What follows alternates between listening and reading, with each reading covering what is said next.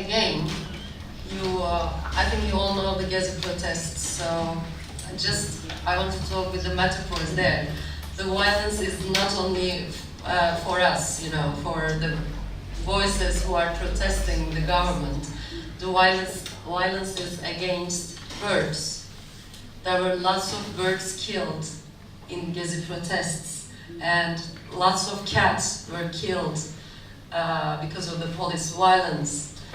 And afterwards, yesterday evening, I shared with you a poem which is about our dads. We have lots of dads now in Turkey. And of course, we can see all of these things in language, in the text, in contemporary poetry, because the themes are, in a sense, similar throughout the literary history, but the tones always affect us.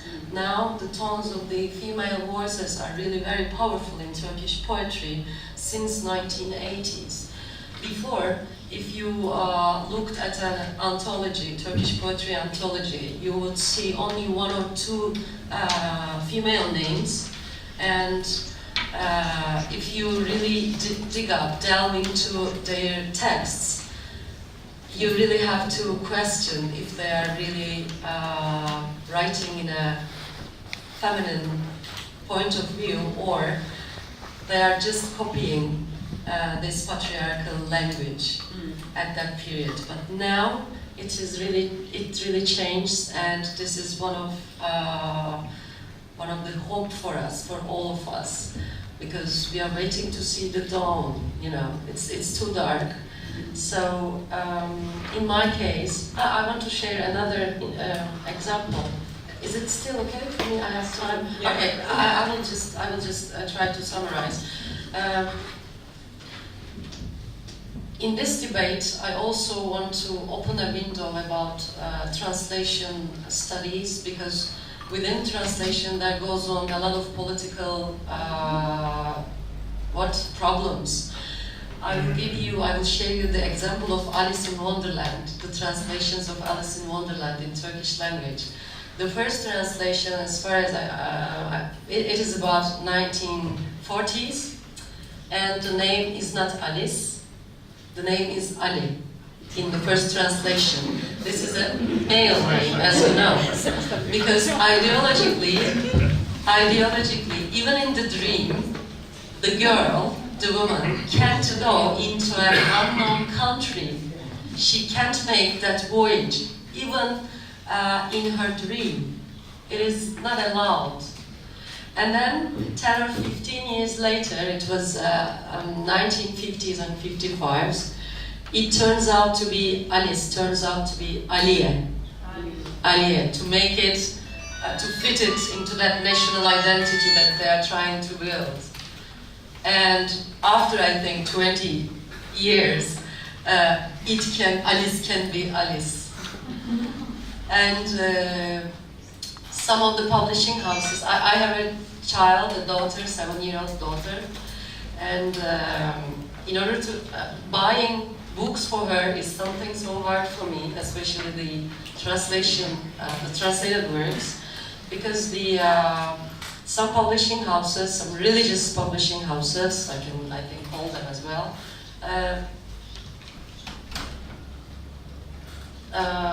but you can see their ideology in the translation directly, because ironically, I found a book, and there in it, it was a German book. There was a Hans there who was saying Selamun Aleyküm to his friend Alex. Hans is saying Selamun Aleyküm to Alex, and Alex Aleyküm Selam. And then in their speech, they are talking like, şükür, Allah'a ısmarladık. These are all their religious words, and this is a policy that implementing this religious identity even in the text. And sometimes even in the translation of my own poems, I unfortunately experience lots of cultural prejudices, because some translators unfortunately chooses to feminize my poetry, chooses to make it smart, let's say, chooses to censor it while they are translating. In one poem, I'm talking about making love at a mosque, and none of them use the word mosque there, because they think that, I think, subconsciously or consciously, I don't know, I'm not sure, they think that, oh, she comes from Turkey, she's female, she's young, and she shouldn't say it in that way, I think. So let's change it. They can change some lines like this. And in one reading in Germany, I don't know German, so one woman came and hold my arm like this. They killed your poetry, and I was shocked, because there was a line there which is about child sexual usage. And it is just like, I made kissing, metaphorically, this is not the translation, but kissing a child sometimes for some be making love, making sex with that child. The line is something like this. And the translator turned it into, okay, I'm kissing a child and it means love. You know, sweet love. So, thank you a lot for listening to me.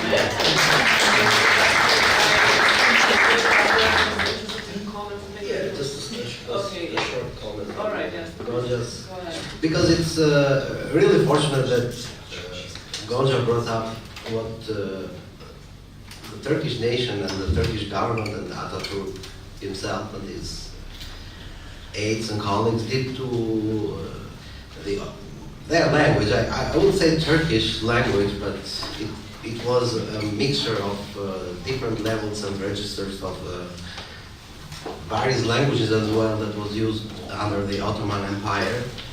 And they removed from Turkish, as Gonca pointed out, a lot of words that had Arabic and Persian origin. Strangely enough, the same thing happened with Albanian. A little bit earlier, maybe, during our Renaissance movement, which also was a movement to liberate Albanian from the Ottoman Empire, one of the main tenets of this ideological movement was to liberate Albanian language from these words. They called them Turkish words, but they were not Turkish for the most part. They were Arabic and Persian. So at the same time, two different countries, not exactly close geographically to each other, did this kind of purification, and they got rid of part of their past in a way, because the Turks lost their the context of their language and their literature, which was supposed to be rooted in Arabic and Persian literature, which had a tradition of many centuries, very rich tradition.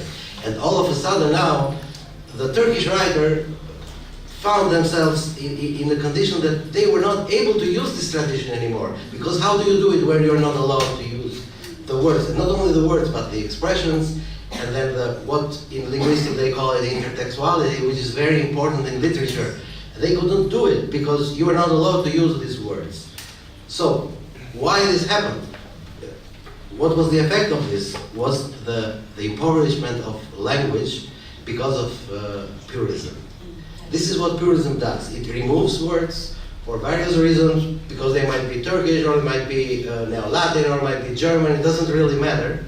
You always point out a certain category of words, and you try to get rid of them from your language. This is typical of language policies, especially in regimes that are not exactly democratic. And because they also can do it. For example, Atatürk, he obviously was modernistic and advanced in his own way, but still, you cannot call it exactly like a liberal democracy or anything. So he managed to do that. In Albanian, they also managed to complete this under the communist regime, because you still had a regime that was very much centralized and could decide these things at the higher level, and then realize this change at the lowest level. You know, enforce it on the education, on culture, on everything. So this purification of language, which is similar in a way to ethnic cleansing, because ethnic cleansing removes people from a society, a category of people. In linguistics, you remove a category of words that can be identified also ethnically. For example, these are Turkish words, we don't want them.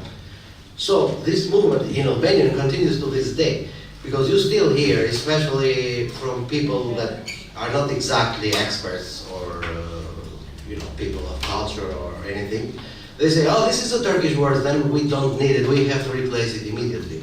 The problem is that some of these words are part of our everyday language. So this very idea of someone wanting to intervene in this basic level of language, to change it, this is crazy.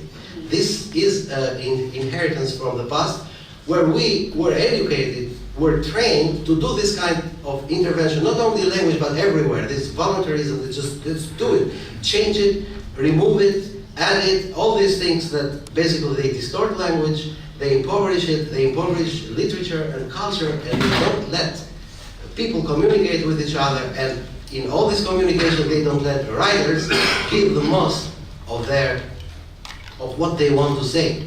So I find it very meaningful, this coincidence between Albania and Turkey, to think that we in Albanians were trying to get rid of words that we thought as Turkish, but these very same words were being removed from Turkish. So we have a larger phenomenon here. It's like an attempt which I would call totalitarian, or at least authoritarian attempt to get rid of the past. The past, they don't want the past. They don't want that the language has a diachronic dimension, a temporal dimension. They don't want it. They want it in uniform, they want it in straight lines, and they want it regimented, the language. This is what governments like ours in the past, or even in other countries, have tried to do.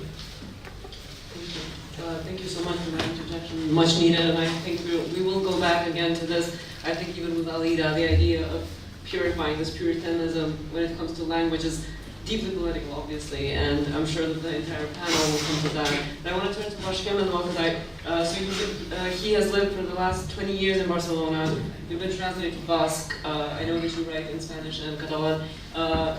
I want to know from your perspective whether sort of these languages, such as Catalan is, can they also be sites of resistance? And how does that then translate into the literature in Catalonia?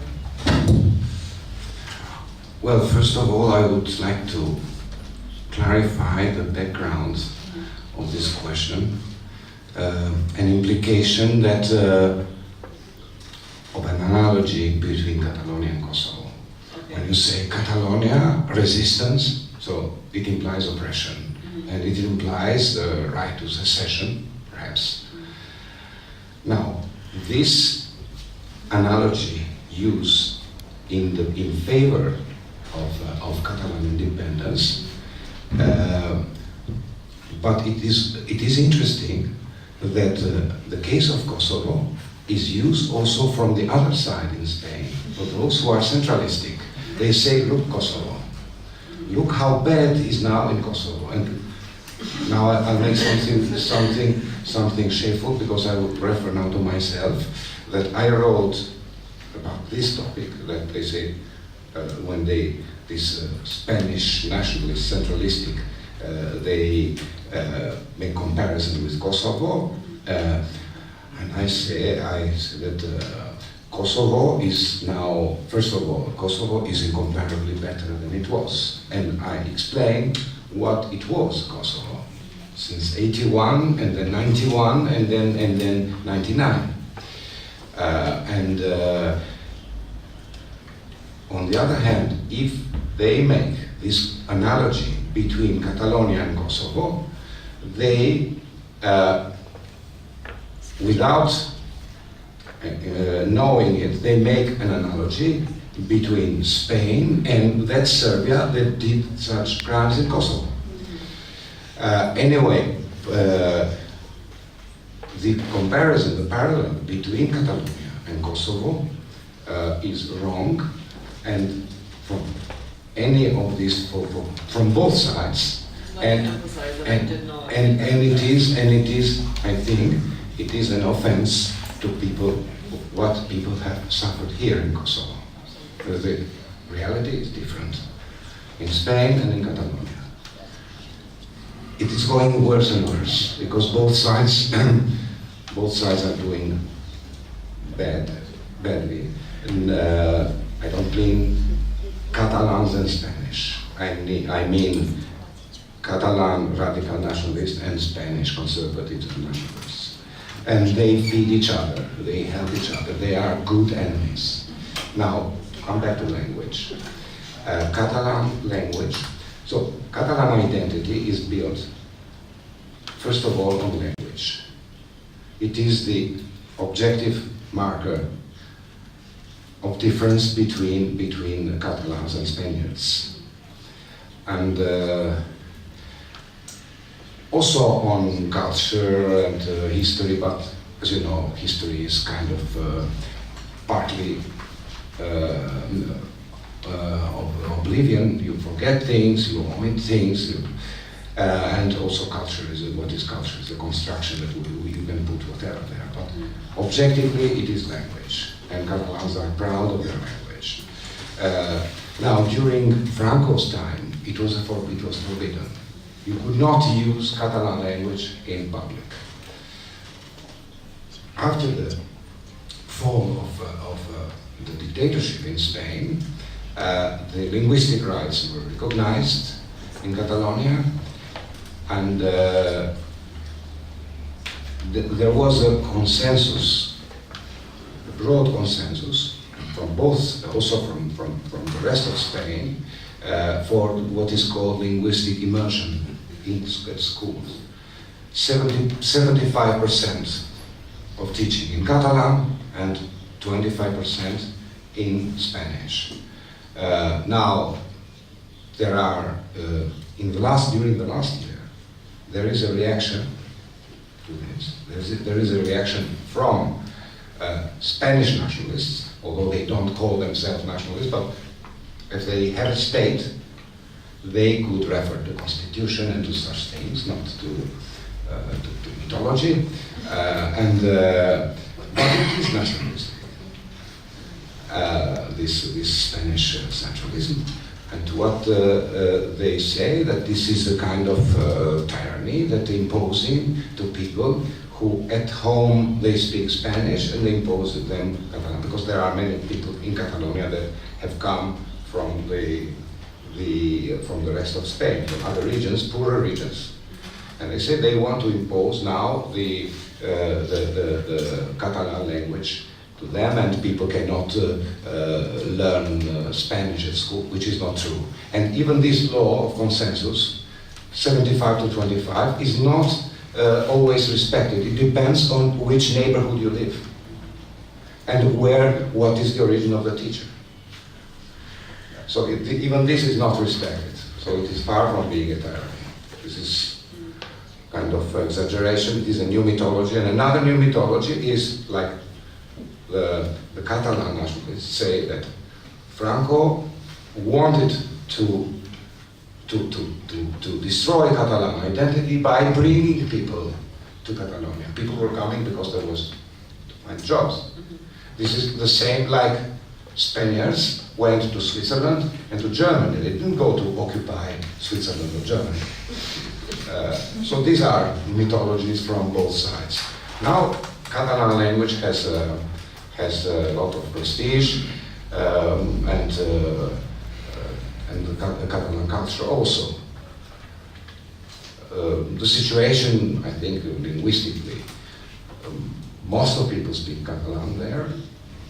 Most of people are bilingual. Also, it depends. Barcelona is very mixed. The suburbs are mostly speak Spanish because they come from rural regions, and the countryside, villages, small towns, mostly Catalan and less Spanish. So it depends where you are. But it's a very mixed map of the language. And those who now pretend to change this and to break this consensus about language, and the Catalan is the first official language in Catalonia, they They are mostly from Catalonia, people who are Spanish nationalists in Catalonia and against independence, or people, centralistic people, not precisely the governmental party, but the right of the right, let's say. And this political turmoil that is taking place in Catalonia, this is rehearsing Spanish nationalism and so Franco-estatalism. And the other way around.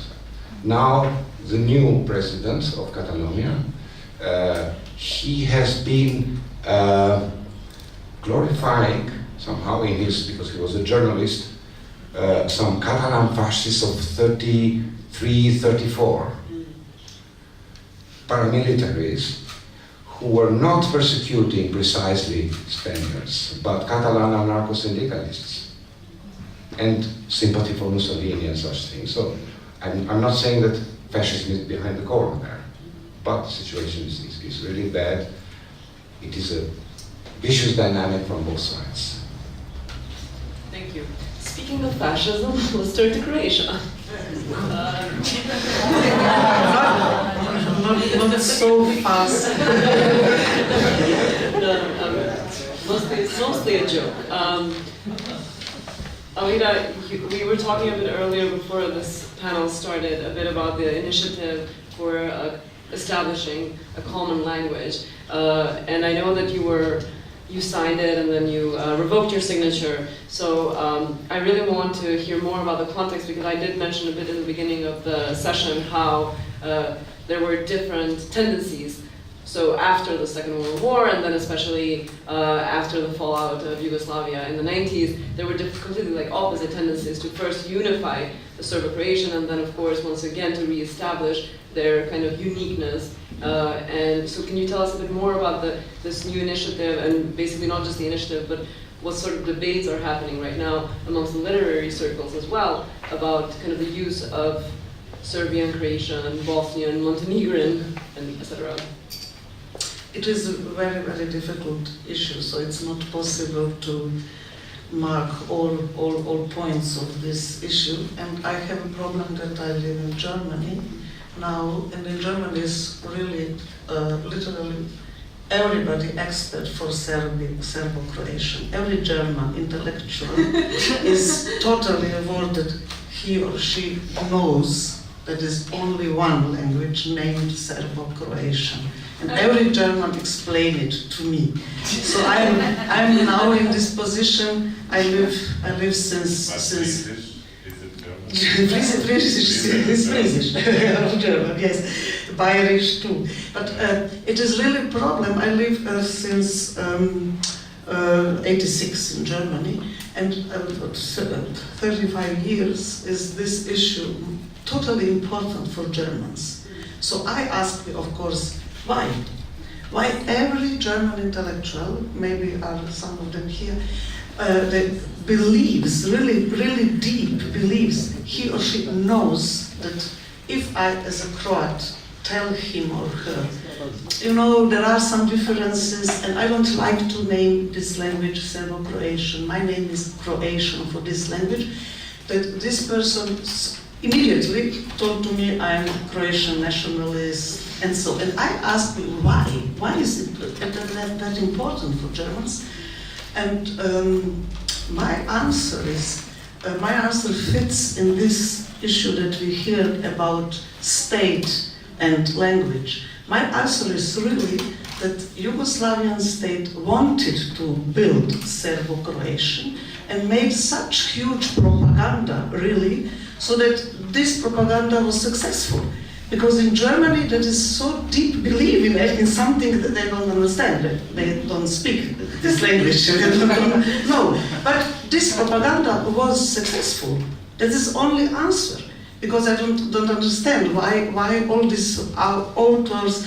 I met Enzensberger, a very famous guy, and he told me, a writer, he told me immediately, after 5 minutes, oh, you are from Croatia, but you speak Serbo-Croatian, of course. So, no, my language is Croatian.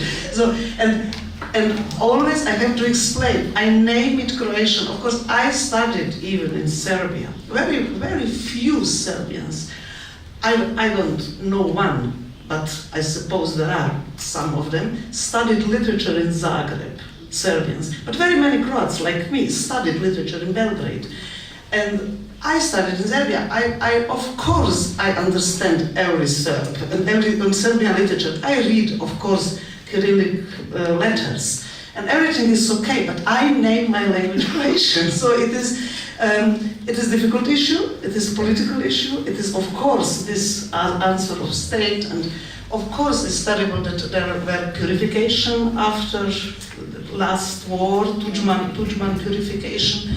Of course, it is not very intelligent, and of course, Croatian writers don't use this purification. There is no normal Croatian writer who writes like Tudjman. So, of course, if it is a good writer, there are political issues. But on the same time, I don't like this name Serbo-Croatian because it is full of these ideological things. It is full of some oppressive things, and there are despite all my love for my Serbian friends, it is some Serbian, idea of power in language, they're better part of Serbo-Croatian. And it was with this declaration about language 1 year ago. This one year ago, yes. That was initiative from Serbian friends, very good people, they are not nationalistic, but in this idea, I'm not nationalistic, you can be overloaded, you can be not nationalistic and not understand another part. And that is what happened, in my opinion. So the Serbian initiative to write this declaration about common language. Could you explain us a bit more? I'm sure yes, it was an initiative came from Serbia and with some partners from another parts. And in this initiative, they wrote some articles, some principles, why it is a common language. And they gave to this initiative a very bad name, Declaration about Common Language. But declaration is opinion, is a name of one very political paper from '62, Declaration about the Position of Croatian Language. And after all these years, now the name Declaration is like a red light, because it is remembering, of course, of this Croatian initiative. And this Croatian initiative in 1962 was against unification of Serbo-Croatian. And it was really necessary in this time, because it was a very aggressive unification of language. And very important Croatian authors signed declaration in '62. Among others, Miroslav Krleža, one of the most important person for Croatian intellectual life. So if he signed it, it is for me really reason to believe that it was important to sign this declaration. And now, all these years after, all these wars after, came this initiative with very good will, with very so we love each other and so, but name declaration for common language. Okay, and the things there were, we understand each other, but of course all of us have a right to name our language how we like, and so it was not false. And I thought, okay, I signed. And on this day, it was published, I read it in internet. Oh, declaration is in internet. And I saw that all of us, also all Croat intellectuals, were named in Serbian way. So my name was Alida Bremer, autorka. But I say autorica in Croatian. I don't say it in Serbian. And I was so surprised, and I thought, I can't believe it. And I read all professional names, and they were all in Serbian. It is not possible. If we make together today, after all these wars, declaration about common language, and it is again in Serbian, so I am really against it. Of course, I understand all these words, and of course, I know that is not the same language, but a system with parts they fit together. So it is a phenomenon of some languages in the world that they have such systems. Everything is okay, but it's a political thing, of course. And it is also political to tell, no, I don't like to be named autorka. I don't like it. I like it to be named in Croatian, although I understand autorka and although they understand autorica, but I like it. And the difficult thing is to be Croat in this problem, because you are always with this temple, you are nationalist. If you tell some words in Croatian, and some are really funny, like I don't know, zrakoplov for avion, then for Serbians it is funny, but it is not funny for them to tell vazduhoplovstvo. But it is the same, like zrakoplov, so why it is funny? Or Croats tell for football, nogomet. And for me it is a nice word. And all my Serb friends tell to me it is the same language, but they don't use nogomet. Why? If it's the same, why don't they use it? So there are some fine problems between, and everything is okay if we take these problems without politics, but it's not possible. So it is not possible. From same reasons we spoke in Turkey and in other countries. There are the same reasons. There are not specific Serbian Croat, but they are political because language is a matter of politics. Thank you, and I'll turn to Shkumbin Bresta now, because in the same vein, if you insist on the dialectic differences between the northern and the southern dialects in Albanian, you get branded not a nationalist, but a secessionist. And there was a huge debate, especially in the early 2000s, about whether the way that Kosovars speak the Geg dialect can constitute a separate standard, or whether it should, or whether this should expand the current standard from 1972. And I would just like to kind of open the question for you to explain a bit more what the 72 standard did for the Kosovar language and literature in Albania. I'm not going to talk about that. Great. No, it was, it did quite a lot of harm actually, but I'm not really going to talk about that. Because it did a lot of harm also to Tosk authors as well. Yeah. You know, so that's not the biggest problem there. It did harm to everybody. But I think that discussion, the debate on language in Albania, of Albanian language in Kosovo and in Albania as well, took the wrong direction to discuss the difference or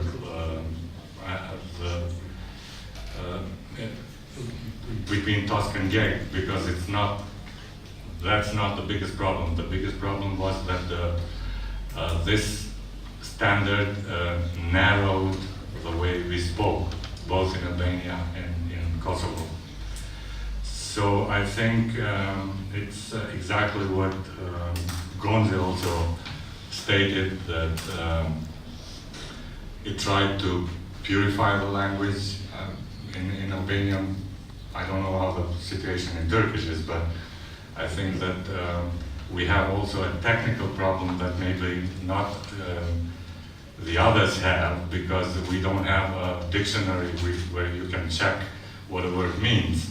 I mean, they took Turkish words out of dictionaries. You know, you have a dictionary of Turkisms, but they are not in the same place.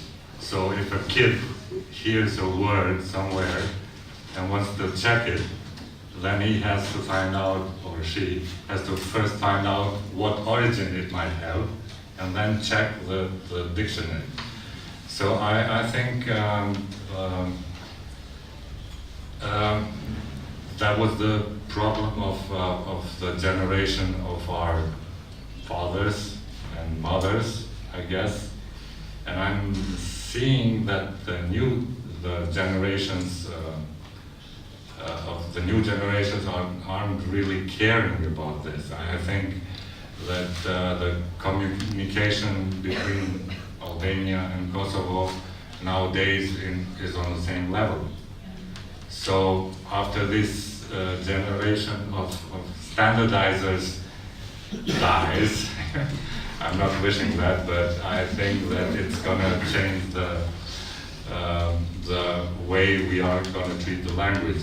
And I absolutely don't think it's a Tusk problem. It was never. I wanted to point out a curiosity actually. I was recently reading a book about young Turks, and quite a few of them, I won't say a lot of them, were of Albanian origin.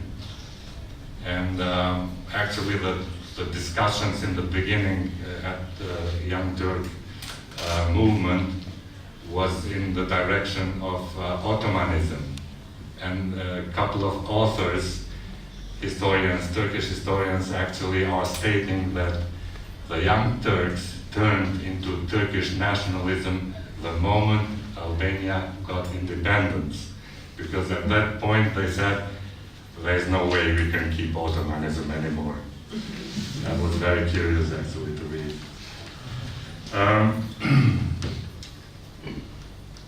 Okay, I don't think I have anything else to say. Actually, I was very happy when I heard that the Montenegrin language was recognized as a separate language. I like it a lot. I am Montenegrin. I'm happy. So, Congratulations. actually, I am an Albanian from Montenegro, and wherever I talk, which language you speak, I like to tell. I speak Montenegrin, not the Serbo or Croatian thing. Yeah. So I understand the lady when it comes to this part, because I don't know, maybe being an Albanian from Montenegro, we more love Montenegrins, maybe, or media made us more love Montenegrins, even though the political issues are getting worse and worse each day, because we didn't see any other dictator. We have the same person since I was even born, 25 years. We have the same political class, and I don't know who do we choose and why do we vote anymore. I don't know why that man doesn't recognize himself as a king and let us free from the voting, because it doesn't change anything. And when it comes to Albanians, they are not doing much in that direction, because they are used to have someone superior and have someone that have to ask, and how they are afraid of raising the voice and doing the change. Also, the opposition, they are young people with Serbian, Albanian, Bosnian, that they came together as a political change, and they want to change the government, but not on the not based on nationalism. And when this change it is needed, the Albanians are against it, because that change is not coming from the Albanian side. And when you ask them, it's like, okay, you want the change, but you're not doing anything about the change. This is political. Okay. As for the language, Thank you. The floor is not open yet for Q&As, so we'll wrap it up first, and then I'll open the floor, and you can make questions to the panelists. To basically relate to what Brestovci was saying, my final question goes to Ardian, and Ardian also wrote a couple of books on linguistics. Most prominently, he wrote a book on the totalitarian Albanian, and one of the things that I found really interesting is something that you speak about in your book, or you discuss in your book, is that yes, the totalitarian regime in Albania did impoverish the language, right? Like the language policies did impoverish the language, in particular the standard did, and as Brestovci noted, it wasn't just a gag problem, Tusk also suffered. But you also speak a bit about how new language is created, and whether language policies that are in a way restrictive and limiting also kind of create their own doom in a way, because language is so elusive and impossible to kind of contain. Could you talk a bit more about that? Yes, how those policies created something new, really? There is always this talk among official Albanian academic linguists about when it comes to lexicon of Albanian, one of the main tenets of their policy in this area is to purify and enrich the language. Now, here I find just this expression, it's completely contradictory. Are you going to purify or remove words from the language, or are you going to enrich or bring in words to the language? You cannot put the conjunction "and" there. So this is wrong, but this has been going on for at least half a century. They purify and enrich. This is wrong, and I believe we need to stress now the second part of this. We need to enrich the language.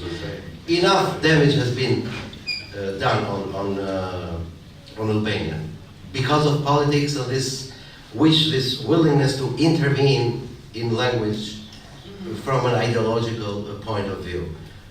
We need to enrich it so that we can give people voice. As Gonca said, I think what she spoke was about voice.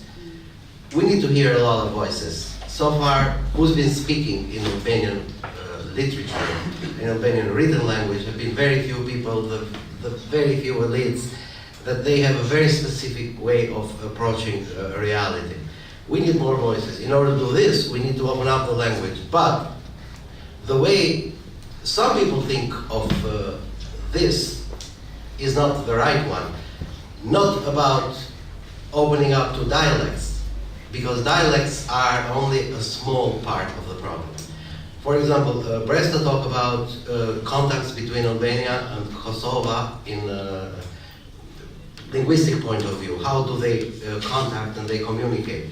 I have heard, I'm not an expert in this, but I have heard other people say that some elements of spoken Kosovar, I wouldn't even call it a dialect, it's a form of discourse, have been introduced into Albanian in Albania through rappers.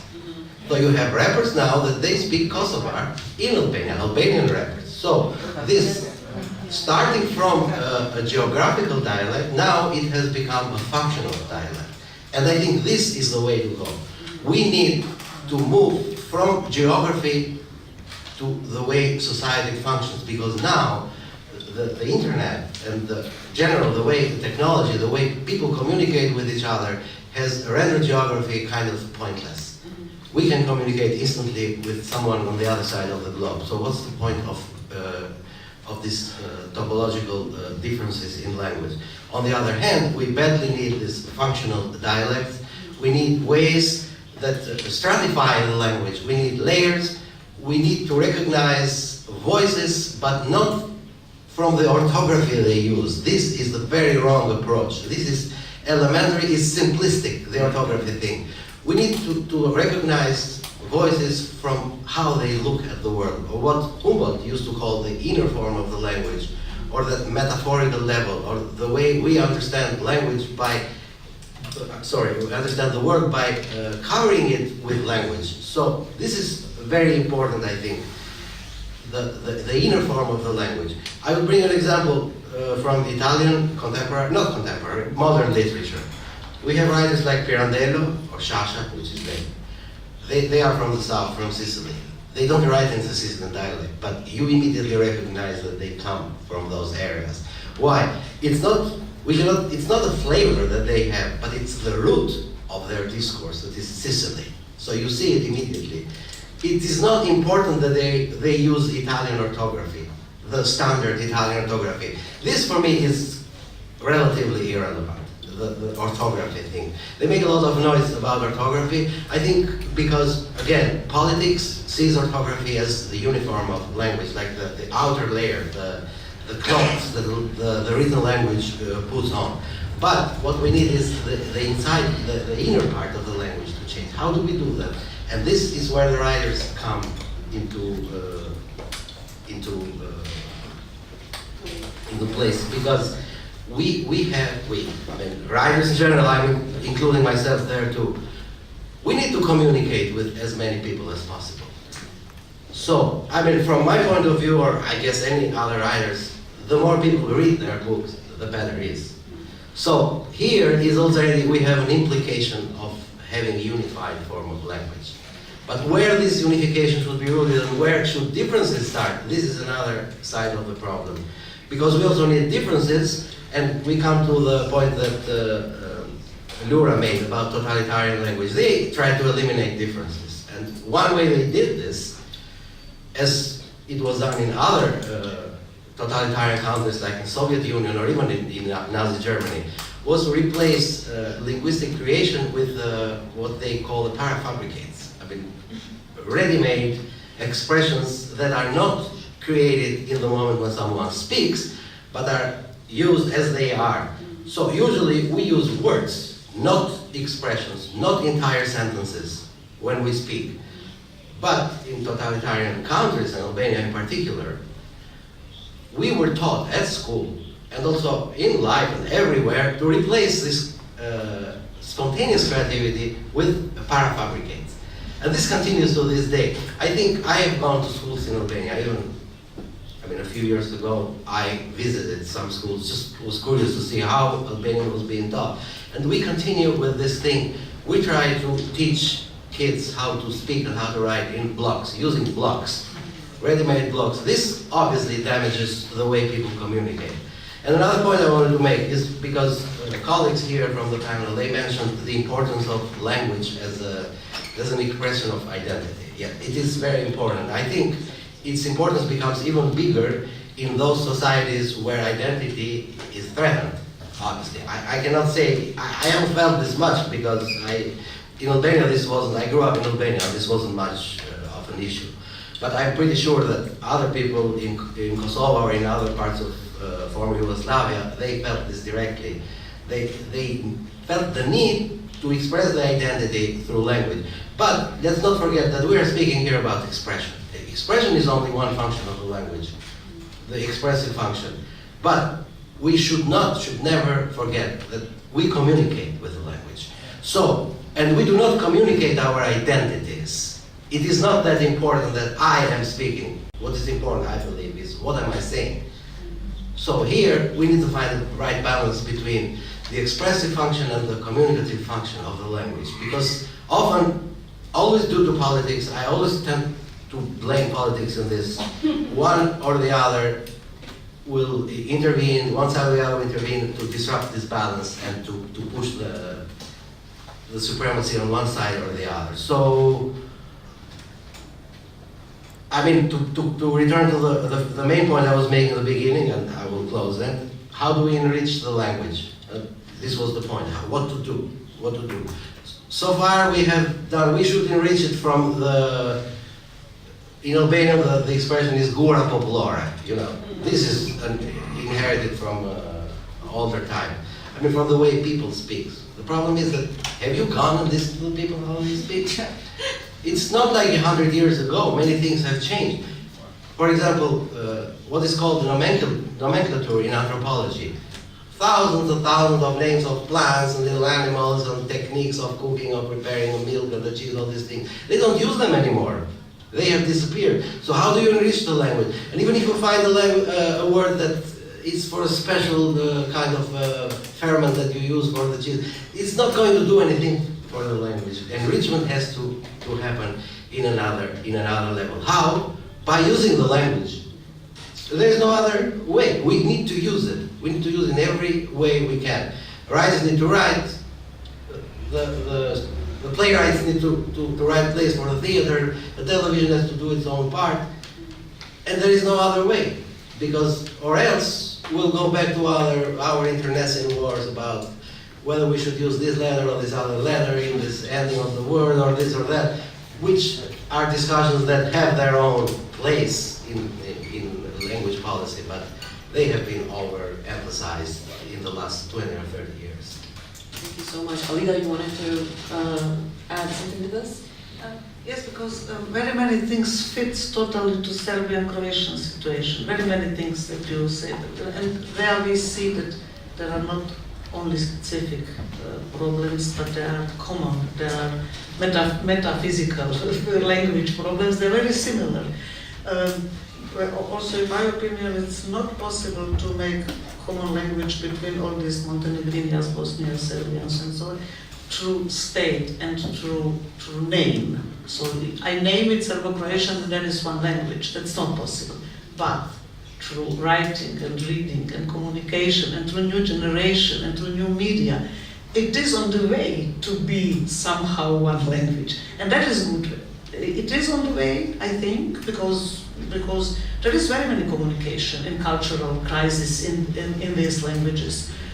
Movies are done together, and people read each other, and through internet they know about each other. The writers are curious to know what is happening. And then there are translations, of course, but there are few poor countries, and if one very good book is translated from French in Serbia and not in Croatia, and I like to read it and I cannot French, I try to buy it in Serbia to read it, and so. And that is the way. That is the way. And this way is really, it is really pity that our definitely very stupid states are they have no idea about common market for books. It is not possible. After 30 years, after all these separations, they have no common market. That is really terrible. Because if we would have common market, if we could buy books, let people make this understanding, and not states, and not these declarations too. So after I signed it, now I'm really against declarations of every kind, because language, if you try to, of course you have to have some proposals and some grammatical regulations, but they are there. So, and language is communication, and that what is very interesting, that despite all these ideas that is the same language, we have very little real exchange in the language. For example, there is a Serbian author, Bora Ćosić, very good author, and he's one of the very, very few who's played with these differences. So he, as a Serbian author, is really capable to imitate, to make paraphrase of Krleža, this very famous Croatian author. And this Croatian author writes a really specific Croatian language. And Serbian author played with it. But he's a really good author who can imitate. And it was funny, but it was not ironically, but it was funny, and he showed it is possible to play with difference and make good literature. And that failed. All our political issues, we have the same language, Serbo-Croatian, blah, blah, blah, make not many literary results. We have no good literature that play with these differences. Serbian literature is Serbian, Croatian is Croatian, and some of good authors like Ćosić played with it.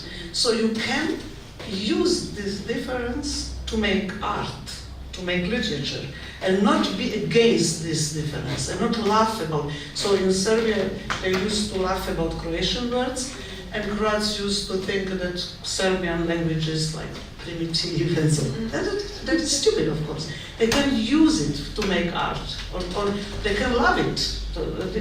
These differences are typical for Slavic languages. We have also put it in huge context, not only Serbian-Croatian difference, but huge context of all Slavia, because Slavic languages are all similar. And differences are in very, very different ways. Sometimes you can be surprised. Sometimes it's Ukrainian near to Croatian as Serbian. And sometimes it's Russian near to Serbian as Croatian. So that is very good field for place in these differences. But we are very focused on us, so us, Serbs and Croats, and we even not see these similarities with Slovak language, Ukrainian language, Russian language, and we don't like them or we don't know them. But these South Eastern languages, South Slavic languages, are similar with another Slavic languages, and that is also a way to learn these differences. Can I add something, just as an example, because it is very similar with Turkish and Kurdish language too. There was a story which was written. It was very sad. It was written by a Turkish author, When Kurdish language wasn't allowed to use anymore, the people didn't know Turkish, how to speak Turkish, but they had to speak Turkish because there were soldiers in everywhere. So the father, in the morning, had to go to buy a bread. But they were very afraid because he didn't know how to say it in Turkish. So he went to the store and he say in Kurdish language, "Can I buy Turkish bread?" He used that word Turkish as an adjective there because otherwise he was very afraid if one soldier heard him talking Kurdish, and even they had the right to kill at the time. So for me, when I read this story, it was, very sad to have to use it in that way. So now,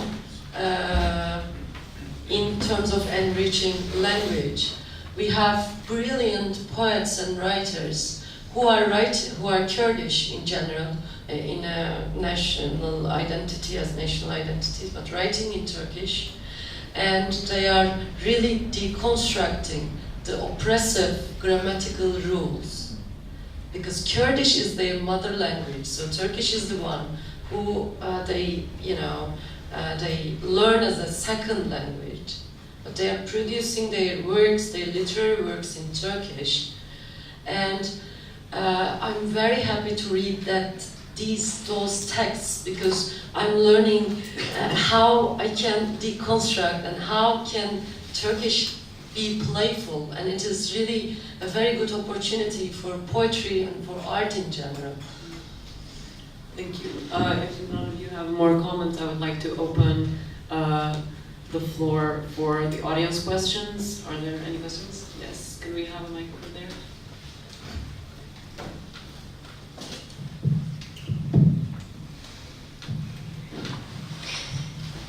Clara Buda. Evidently, I am not for the purification of the language, but I have a question about the Kosovar and Albanian language. For example, there are a lot of words coming from Serbian, and evidently that nobody can stop the words coming nowadays from English, from every other language. But for me as Albanian, who doesn't know Serbo-Croatian, there is a problem. Just to give an example, I want to see the word prekaz, and was prekazi Eperm and prekazi pošta, and everything was in Serbian, so I couldn't find the word. The question is, when do we stop? Purification of the language is not good, but in this context, when there is a country, an ex-Yugoslavia, where everything was centralized in Serbian and Croatian, what do you stop? Do you need to, or example, another example, poena, you use for the point, and as an Albanian, I'm not supposed to know. So what do you stop? There is a median line when we need to change some words, and the other ones that can be saved. I don't know if I was clear. Thank you. Who wants?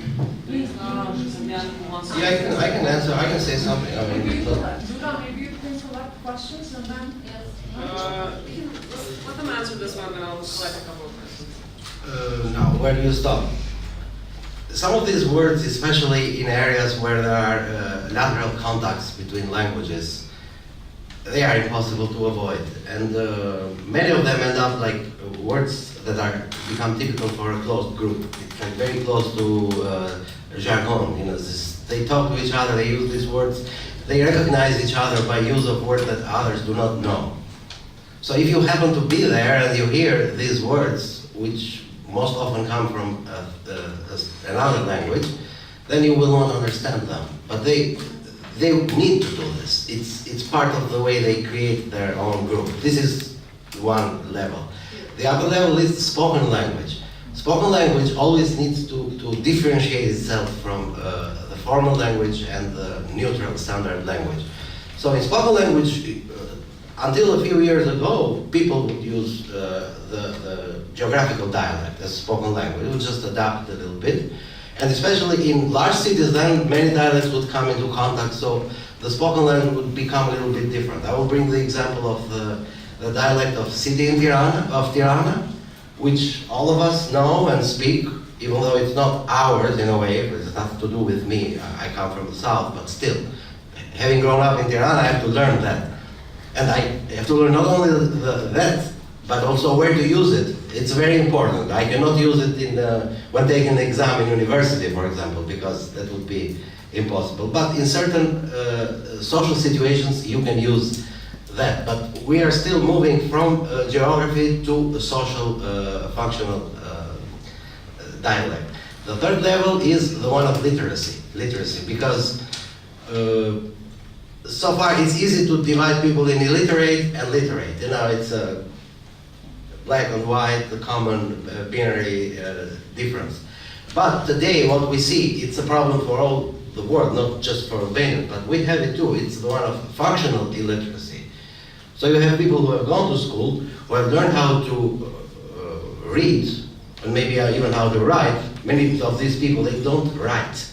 I mean, they know in theory, but they don't write. There's a lot of people that never write anything, or they write a few numbers, or they sign, they put the signature, or maybe they fill out the form sometimes. But they don't write, basically. So, and they lose something with this, because writing is part of literacy in general, regardless of language policies and standardization and everything. So these people, they also, with time, they might lose the ability to interrogate words in the good way of, in a good meaning of this word, to interrogate. Meaning that, what words am I using, and are they the right words for the situation? Because normally a literate person, and I'm not saying someone who has mastered the standard, but someone who speaks his language clearly, at least for the ones he communicates with, this person, he can be sure of the words he or she they are using. But being functionally literate, you lose this ability.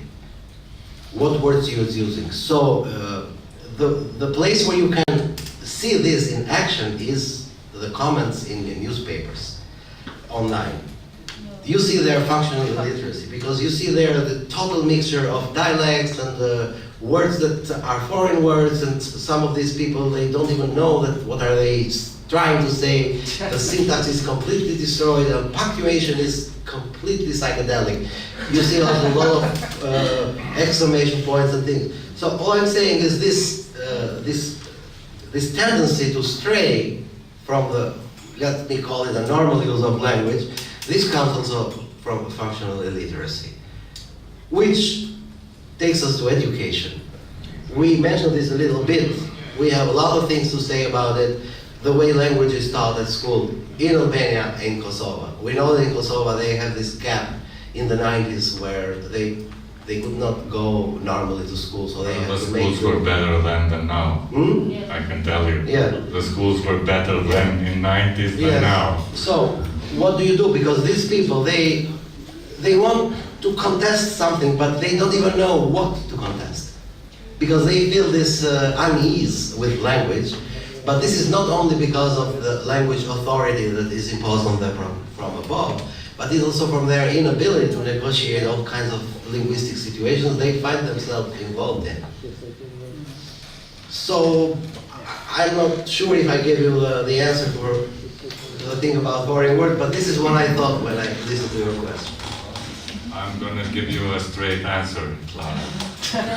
Please, honey. Because it's not dialect, there. No, Two no. different The languages. point is, It's Albanian and Serbian. we shouldn't try to The decide that. problem was if if you need I understood what you said. Okay, good. I like my Serbian words, you know, and I think we shouldn't decide right now what to do with them, because I'm going to keep them, you know. So we can discuss this in the future and see if we can communicate, and then we can decide what to do with them. Do you agree?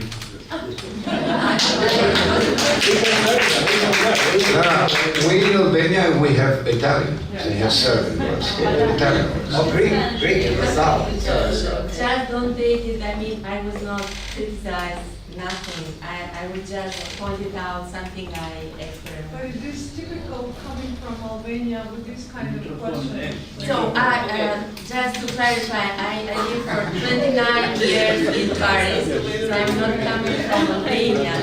I am now here, and this is a problem that I see. So, I am against the qualification. Just to point out, the French people wanted to stop the English words coming in French. And this was not possible. And this was, I mean, everybody was against this action, like centralized by the power, by the state, that the minister of this time was, I mean, the people started to make joke with him. The name is Jack Toubon. I mean, and the people called him Jack Holdgood. So he wanted to stop English words to come in French language. This is, I mean, this is a question. It's not a speaking language. I go to internet to find prekas, and But it's okay, now you know and I don't find Yeah, it. There are a lot of words in Serbian that I, like Albanian, I cannot find. Sure, but This you is- can ask the person who uses it. I mean, what is Okay. No, I'm doing the research. Okay, valid point taken. I think this discussion can continue after we finish this Q&A as well, and you can discuss it amongst yourselves.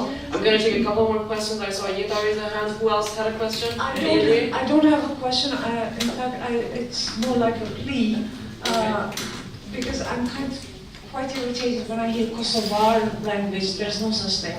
Because in Kosovo there are Albanians, there are Serbs, there are Turks, there are Gorani, who speak all different languages. And personally, I don't understand what the Kosovo language means. Albanian, yes. Turkish, Roman, Serbian, Gorani, yes. But Kosovo language is totally foreign to me. So, yeah. Okay, thank you. Question, Yeta and the lady in the red. I'll just write them down. Questions for Mr. Shehu and Vehbiu, who come from Albania. What we practically desperately need in our Albanian language is a very fast practical change in the language, which is lidhoria, me shku, me punu, me dashunu, something that there's no debate about, that is not clear what we want. That is very clear. To go back to the roots of having lidhoria, which was present the way we use the verb in Shkumbin time. Now, can you, in your imagination, writer's imagination, envisage any practical solution to which we will have lidhoria back in Albanian language? Yes. Do we really need to rely on Academy of Sciences to formalize this? If we want to be subversive and guerrilla style, how can we do it as writers, journalists? I'm a journalist, I use it all the time. Yes. But I'm a TV journalist. I use it all the time persistently because I don't have to write it. But whenever I write it, there's another 100 people saying, well, this is not literature. I still use it. But how can we formalize it without having to rely on our useless Academy of Sciences? Now, this as a topic has been discussed. Sorry, we have literally 5 minutes, so I'll just take all the questions that are there, and then you can answer. Sorry. Is there any other questions? Yes. For the Croatian writer, I don't know Serbian, and I have a question for you. Do you have Croatian books translated into Serbian? No. Okay, thank you very much. I'm very happy about it, but I wanted to tell... Because first you said that you hate Serbia. No. You didn't understand. Excuse me, you didn't understand it. Oh, maybe. I told that I don't like the name. The Okay. name is a political decision.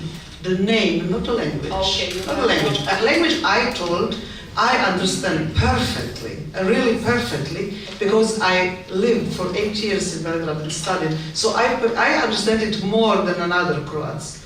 And that is the question of name. Okay. The language is... It's another problem though, it's a political problem. Yes, It's not, okay. yes, So yes, let's only be that. clear about this. I don't like this So name. now we have a new language, Montenegrin. Yes, it's a name. Just name. Just the name. Political, okay. Just political etiquette. decision. Just etiquette. Okay. It is political decision Okay, to thank name it like for example in Austria the people speak German. And the country is Austria, and the people are Austrians, but they like to name it German. Some political things in this question are not so sympathetic, because we have also greater German with Austria in some times. So there are political things. Okay, you're a really unruly panel. I was supposed to take They call questions. German is Chinesisch. Okay, like a joke. But it is really, there is one problem in this thing. One problem. In Croatian schools, we have no Cyrillic anymore, and that is a real problem. Okay. All these things are no problem, but we have no Cyrillic for 25 years, and the young people don't read it, and that is a real problem.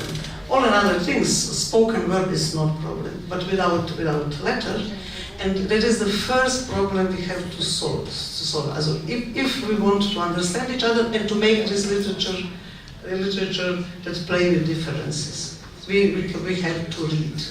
Okay, practical problems. Yes, Technical problems. thank you. Nicola wanted to question. I'll take this question. This is the final question, and then you can answer the rest. Nicola over there. Just to be sure, I like very much the idea of inner language, and that's what we need now at the moment. And we were talking, it was at the same time paradoxical, but I like what was said, that we try to purify our languages and at the same time to enrich our languages. But also, the great ideologies are very careful about it. So what they do is they don't do those things, but they modify the words, like communism did, like close friend, drugar. They modified completely this, it was like they started naming, oh, you're drugar, so you're communist. This word, then later other generations have to find another word to say that they are close friends. And so it was a level of ideology, a level of nations, but now we have the language of corporations.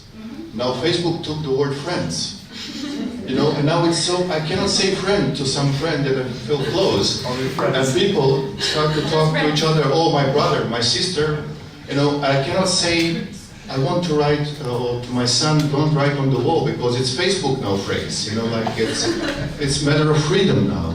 Now corporations took, or if you ask, you know, do you have Apple?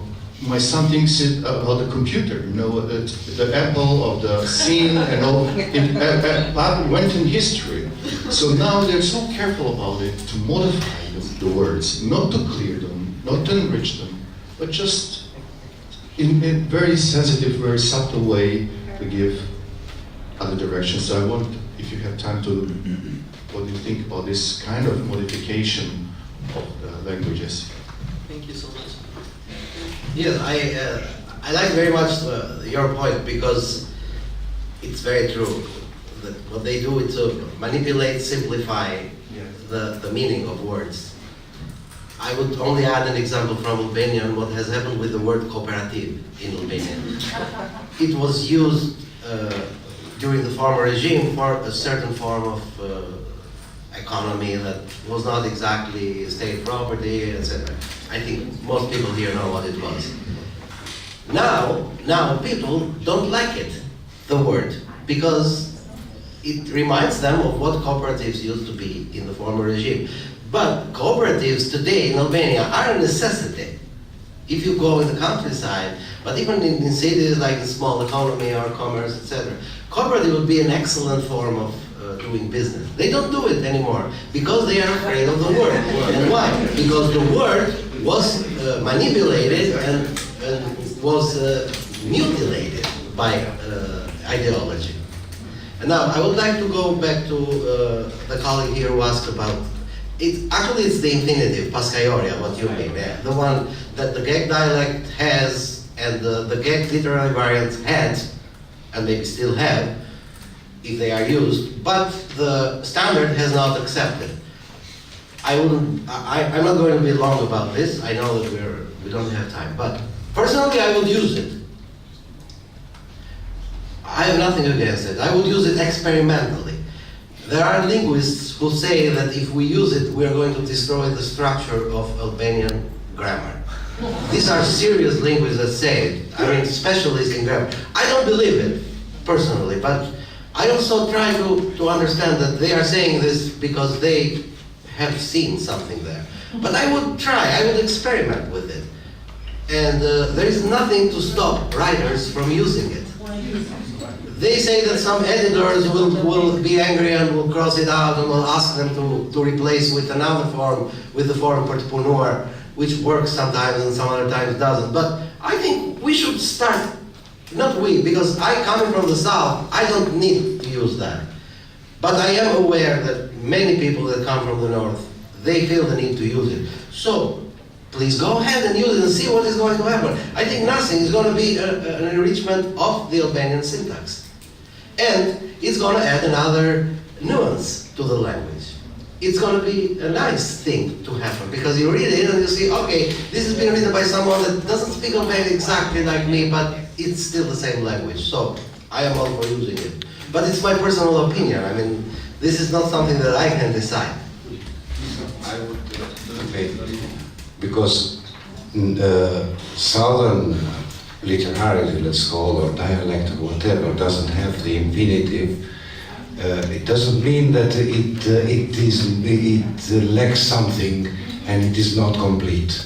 I would ask to our Turkish colleague, do you have problems because you don't have feminine, masculine gender in Turkish? You have problem? Okay. Do you feel that you need to have masculine and feminine in Turkish? Have to. Genders. No, we don't have. That's my answer. Or the same, the article, but Turkey doesn't have an article. And I have really big problems in the translation workshops when I'm translated into a language which have gender stereotypes. They are asking me if that tree is female or male, or if that child is female or male. If I choose one, then the meaning completely changes. So it is really hard.